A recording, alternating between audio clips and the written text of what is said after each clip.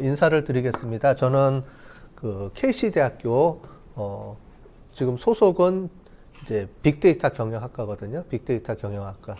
말 그대로 이게 전문이라는 소리죠? 그죠? 그래서 빅데이터 경영학과에서 있는 저 이상철 교수라고 합니다. 만나서 반갑습니다. 네. 오늘 분위기가 좋으니까 아마 잘 될 것 같은데요. 그러게 맨날 남자들하고 이렇게 부딪히다가 이렇게 아름다운 여성분들만 있는 공간에서 이렇게 하니까 너무 좋은 것 같은데요.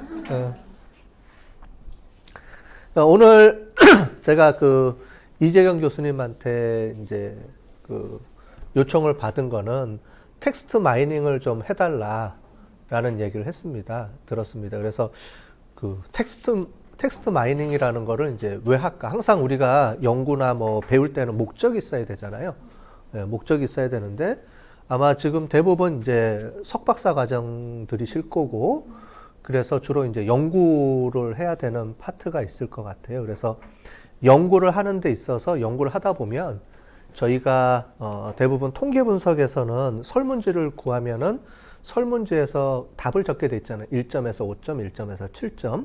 그 다음에 남자, 여자면 남자는 1번, 여자는 2번. 이렇게 다 숫자형으로 저장을 해서 체크하는 게 있어요. 이거를 정형화된 데이터라고 우리가 얘기를 하거든요. 뭐냐면 정형화된 데이터라는 건 미리 다 세팅을 해놔요.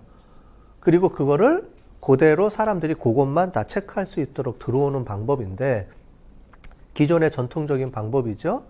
그런데 우리가 지금 원하는 거는 요즘은 그런 정형화된 데이터 말고 비정형화된 데이터를 요구하는 경우가 많죠. 그래서 제일 마지막에 보면은 뭐 기타, 자유롭게 서술하세요. 자, 이게 고민입니다. 그죠? 자유롭게 서술하라고 했는데 애들이 진짜 자유롭게 하거든요. 그리고 요즘 또 하나가 있는 게 여러분들은 이제 지금 CTL 쪽이 하고 뭐 지금 교육혁신원 쪽이니까 대부분 강의 평가를 할 겁니다. 강의 평가하면은 강의 점수 만족도 쭉 주는데 애들이 밑에다가 뭐라고 잔뜩 적어놔요. 근데 그거를 옛날 방식으로 하면 어떻게 하느냐? 일일이 눈으로 다 체크해서 얘는 이걸 거야 라고 본인이 판단을 해서 다 적게 되죠. 그걸 요약을 하죠. 근데 그거를 요즘 들어와서는 이 텍스트 마이닝이라는 기법을 이용해서 기존에 말로 막 써놓은 것들을 분석을 합니다. 분석을 하는데 어떻게 분석을 하느냐? 단어를 거기서 추출을 하죠. 단어를 추출해서 그거를 정형화되게 만드는 작업이에요.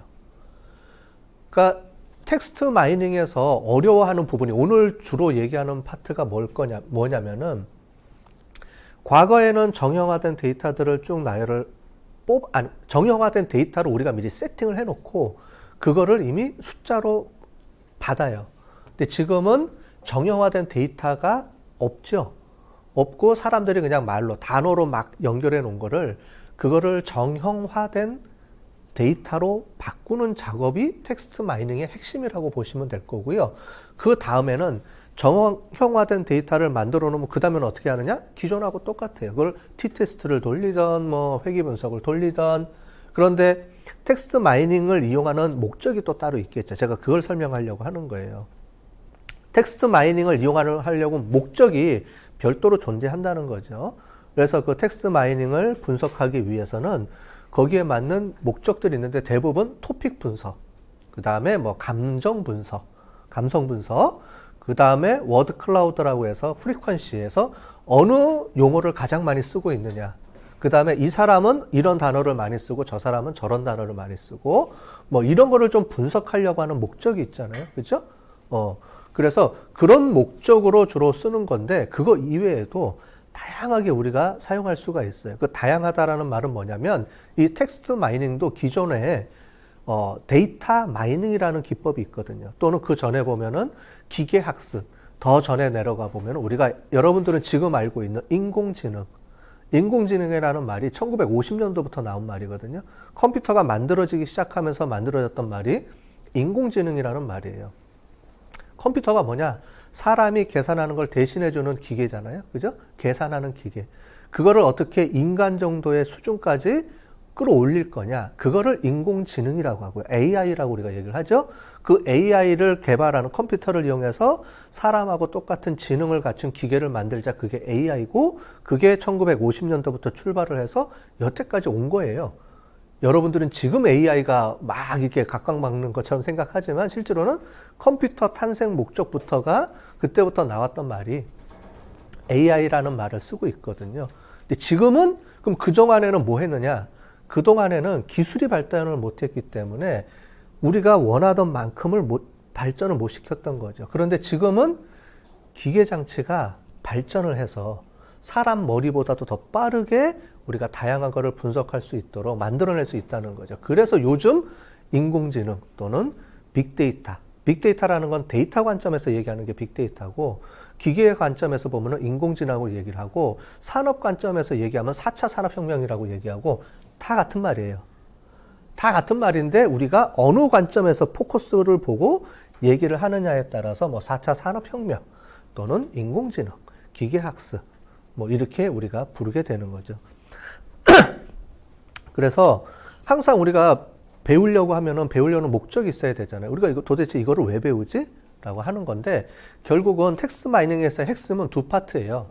나중에 우리가 오늘 하루 종일 우리가 연습할 텐데, 그게 첫 번째가 어떻게 하면은 글자를 정형화되게 만들어내느냐.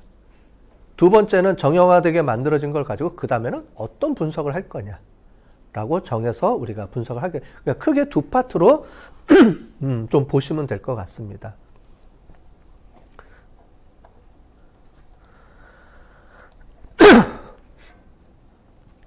자, 그래서 저희가 하는 책이 있어요.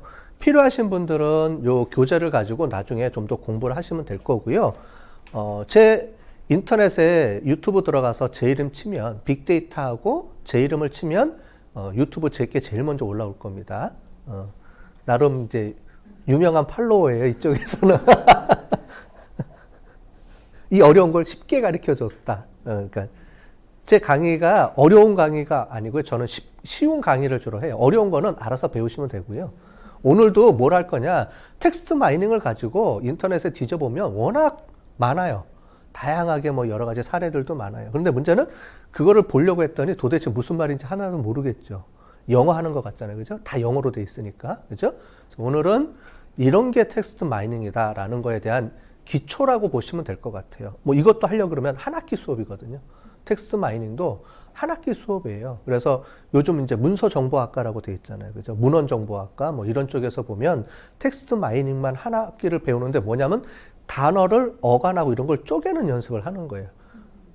이런 걸 막 쪼개서 어떻게 분석하고 하는 거를 연구하는 학문이다 보니까 그쪽은 그렇게 하는데, 우리는 그게 아니고 우리는 단순하게 데이터 집어넣어서 잘 돌려서 결과 나오면 논문만 잘 쓰면 되죠. 그러니까 오늘 배우는 내용은 그 선에서 딱 알려드릴 겁니다. 그리고 제가 프로그램 코드를 다 짜갖고 왔거든요. 여러분들이 힘드시면 안 치셔도 돼요. 타이핑을 안 해도 되고요. 거기다가 엔터만 누르시면 됩니다. 그럼 나중에 어떻게 하시면 되냐면, 여러분들이 데이터를 구해서요, 그 데이터만 집어넣으면 쭉 순서대로 엔터만 치면 분석이 되게끔 다 만들어 갖고 온 거예요. 그러니까 이거 말하자면은 코딩을 다 짜놨기 때문에 그래서 용어도 다 통일시켜 놨어요. 나중에 보시면 알 거예요. 처음 세팅하는 것만 시간이 걸리고요.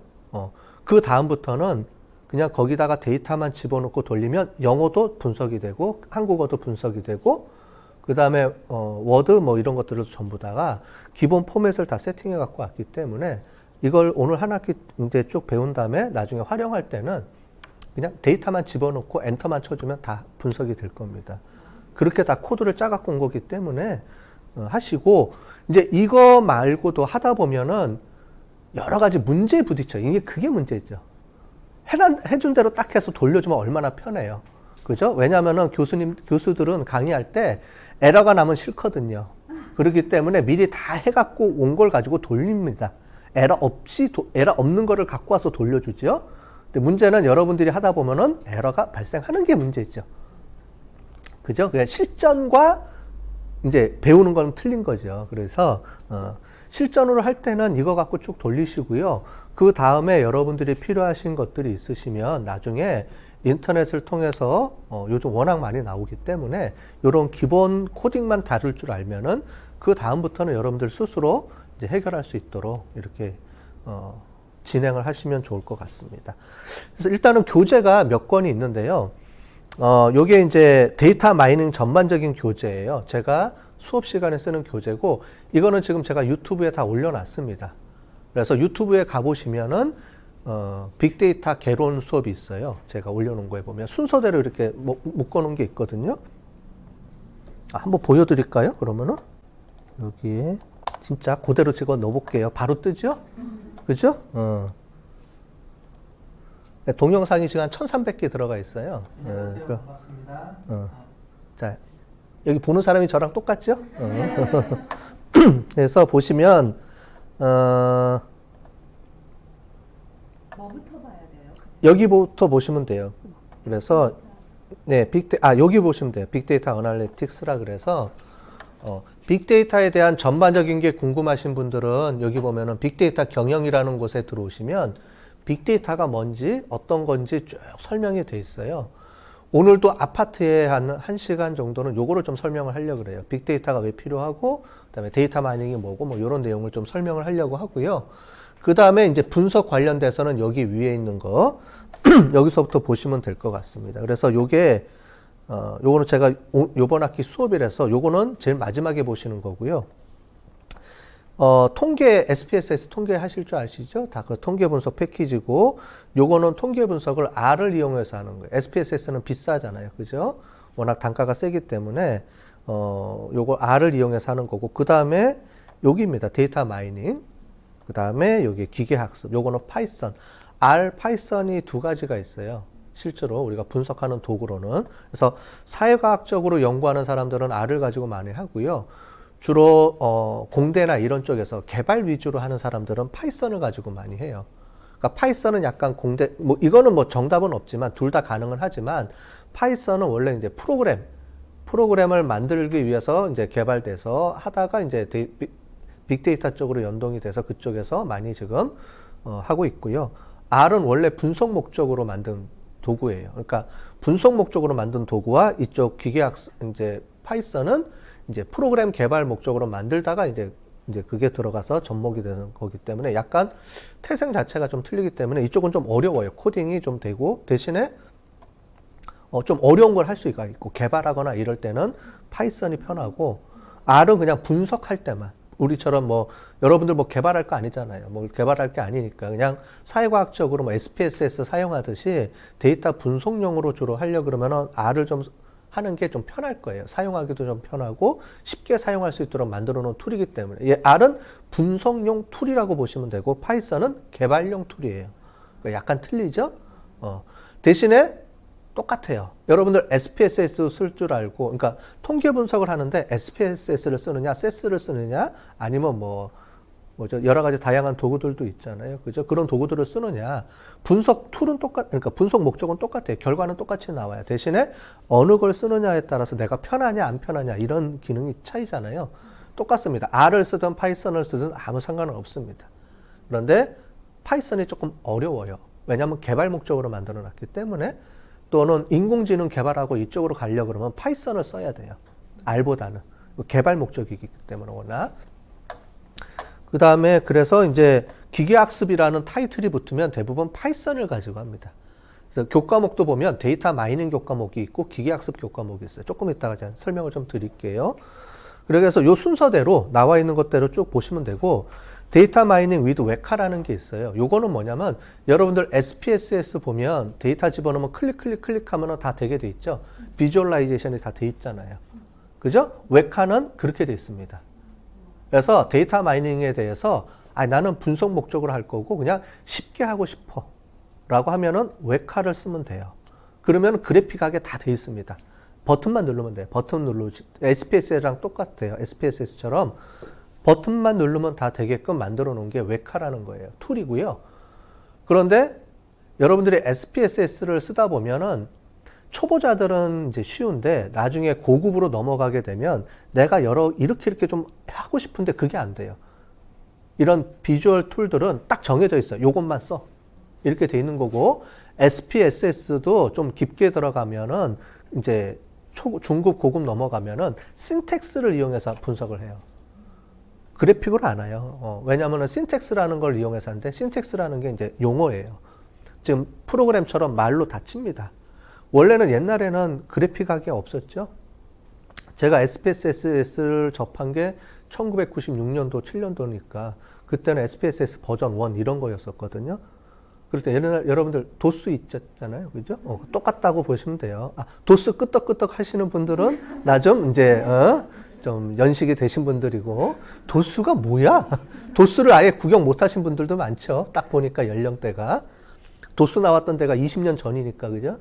20세가 넘어가셨던 분들은 아마 그럴 겁니다. 그래서, 그러니까 이게 비주얼라이제이션이 됐다라는 거는 뭐냐면 초보자용이다. 쉽다. 그 다음에 그 정도까지만 나는 하겠다라고 하면은 SPSS든 뭐 웹카든 그렇게 하시면 되고요. 그게 아니고 그거를 이용해서 좀 더 나는 다양하게 분석도 해보고 싶고, 그림도 나는 내가 원하는 그림을 이렇게 만들어주고 싶고, 이런 걸 하고 싶으면 데이터 분석에서는 R을 가지고 쓰고요, 요즘은. 그 다음에 이쪽 빅데이터, 그러니까 데이터 마이닝 쪽도 R을 쓰거나, 그 다음에 거기에 한 벌까지 좀 더 나가서 이거를 개발까지 하고 싶다. 그럼 파이썬으로 가는 거예요. 이해되셨죠? 그러니까 툴들이 여러 개가 있는데 목적이 다 틀리거든요. 그래서 통계 분석 툴에는 SPSS 기본, SPSS, SES, 그러니까 미니탭 이런 것들을 쓰는 거고, 그 위에서 좀 코딩도, 그러니까 물론 그 안에도 SPSS 안에서도 신텍스를 분석하긴 하지만 좀 더 고급스럽게 좀 더 다양한 기능을 하기 위해서는 R이라는 거를 써서 다양하게 우리가 할 수가 있거든요. R은 여러분들이 원하는 대로 다 만들어줘요. R을 이용해서 하면은. 그러니까, 왜냐면 용어를 그냥 내가 배우는 대로 다 입력하면 내가 원하는 걸 다 짜주거든요. 코딩이 그게 좋은 장점이잖아요. 대신에 좀 어렵죠, 배울 때. 그런 측면이 있고요. 그 다음에 데이터 마이닝 분석 기법 쪽으로 들어가면, 이제 거기는 이제 R을 기본으로 해서 R이냐, 파이썬이냐 두 가지를 선택해서 올라가거든요. 좀 쉬우면 분석 툴로 하려면 R 쪽으로 가시면 되고, 그게 아니고 난 개발 목적으로 한다 그러면 파이썬으로 가고. 그래서 공대 쪽은 파이썬을 써요. 그런데 이런 인문계 쪽은 R을 써요. 인문사회계열 쪽은. 난이도를 보면 R이 좀 더 쉽다고는 얘기를 하는데 제가 볼 때는 비슷한 것 같아요. 근데 조금 쉬워요. 그냥 아마 두 개를 비교해 보면. 그렇게 해서 여기 보면은 제가 한 학기 동안에 수업했던 내용들을, 이 커리큘럼이 저희가 1학년부터 4학년 때 배우는 커리큘럼이에요. 빅데이터 쪽에서. 저희 학교에서는 빅데이터를 제가 가르치거든요. 다. 그러니까 처음부터 끝까지.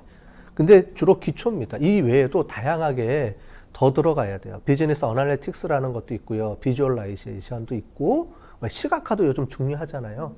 그죠? 보면은 텍스트만 딱 돌려주면은 보기가, 그러니까 여러분들 그래프를 많이 그려주잖아요. 시각적으로. 근데 이 그래픽 툴도 R이나 이런 쪽에 보면은 그것도 한 학기를 배워요. 색감부터 배워요. 색감. 그래서 대체색, 이런 것도 배워가면서 하는 게 또 이쪽 분야의 또 특징입니다. 이제 약간 디자인적인 개념도 들어가죠. 그래서 요즘 이제 융합이라고 얘기하는 게, 빅데이터 분석을 정규 학과로 만드는 대학들, 대학원들 보면 분석, 그러니까 통계 이런 분석도 배워야 되고, 그 다음에 거기에 하나 더 배워야 되는 게 프로그래밍 지식도 배워야 되고, 그 다음에 비주얼라이제이션 하려니까 디자인 감각도 배워야 되고, 또 실무를 하려고 그러면은 실무 것도 배워야 돼요. 그래서 나는 의료 쪽으로 하고 싶다 그러면 의료 지식이 있어야 되고, 나는 경영 쪽으로 하고 싶다 그러면 경영 지식도 필요하고, 식품이다 그러면 식품 지식이 필요하고. 왜냐하면 그 지식을 알아야 그 데이터에 이런 데이터가 어떤 건지를 알아야 내가 분석을 할 수 있거든요. 그러니까 그런 게 다양하게 종합적으로 묶여진 영역이 빅데이터 분석이라고 보시면 될 것 같아요. 융합, 그러니까 그 자체가 융합학과죠. 그죠? 이 모체는 옛날에는 우리가 경영에서 보면은 경영 정보 시스템이 있어요. 경영 정보 시스템이라는 게 뭐냐면은 경영을 막 하는데 컴퓨터가 개발이 되다 보니까 컴퓨터를 가지고 경영이 어떻게 하면 잘 활용할 수 있을까? 요즘은 그런 말 안 쓰죠. 요즘은 다 컴퓨터 없는 거는 말도 안 되잖아요. 근데 초창기 때 70년대, 80년대 나오면서 경영학에 컴퓨터가 막 이제 나오기 시작을 하면서 컴퓨터를 어떻게 기업에 적용시켜서 시너지 효과를 발생할 거냐는 학문이 만들어지기 시작을 해요. 그게 경영 정보 시스템, 영어로는 매니지먼트 인포메이션 시스템이거든요. 제 전공이 원래 그겁니다. 네, 그건데 그게 확장을 하다 보니까 지금 빅데이터 분석까지 이제 쭉 오게 되는 거죠. 다 연동이 되는 거죠. 거기에 하나가 더 붙죠, 지금은. 경영, 컴퓨터, 거기에 통계 지식까지. 그죠? 그래서, 남들은 박사학위 마치면은 이제 배움에 더 없다 그러는데 우리는 자꾸 더 배워야 돼요. 안 그러면 도태가 돼요. 그래서 이쪽 분야의 교수님들이 이 시대를 못 쫓아가면은 이거를 늦춰지면 이게 안 돼요. 왜냐면은 툴들도 계속 발전하거든요.